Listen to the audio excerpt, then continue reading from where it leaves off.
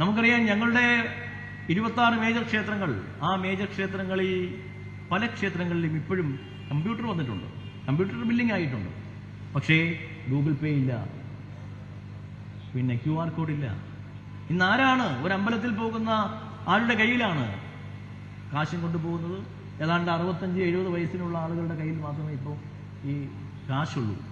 ബാക്കി മുഴുവൻ ഗൂഗിൾ പേ ആണ്, എവിടെയും ഗൂഗിൾ പേ ആണ്. അത്തരത്തിൽ നോക്കുമ്പോൾ ഞങ്ങൾക്കൊരു 50% വരുമാന നഷ്ടം ഉണ്ടായിക്കൊണ്ടിരിക്കുകയാണ്. അതിന് 3 മാസങ്ങൾക്കുള്ളിൽ അതിന് പരിഹാരമാകും.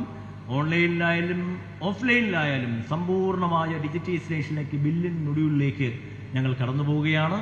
ഇന്നിപ്പോൾ തിരുവിതാംകൂർ ദേവസ്വം ബോർഡിന്റെ വരുമാനം 840 കോടിയാണെങ്കിൽ ഞങ്ങൾ കണക്കാക്കുന്നത് അതിൻ്റെ ഒരു 50% കൂടി ഇരട്ടിയിലേക്ക് 1200 കോടിയിലേക്ക് ഞങ്ങൾ വരുമെന്ന് പറഞ്ഞാൽ ദേവസ്വം ബോർഡിന്റെ മുഖം തന്നെ മാറുമെന്ന് പറയുവാൻ അഭിമാനത്തോടെ ഞാൻ വിനിയോഗിക്കും. കാരണം ഞങ്ങൾക്ക് വരുന്ന വരുമാനം, ഏറ്റവും കൂടുതൽ വരുന്ന വരുമാനം ശബരിമലയിലാണെന്ന് അറിയാമല്ലോ, 600 കോടിയാണ്. ബാക്കിയുള്ള 50 ക്ഷേത്രങ്ങൾ മാത്രമാണ് സ്വയം പര്യാപ്തമായിട്ടുള്ളത്.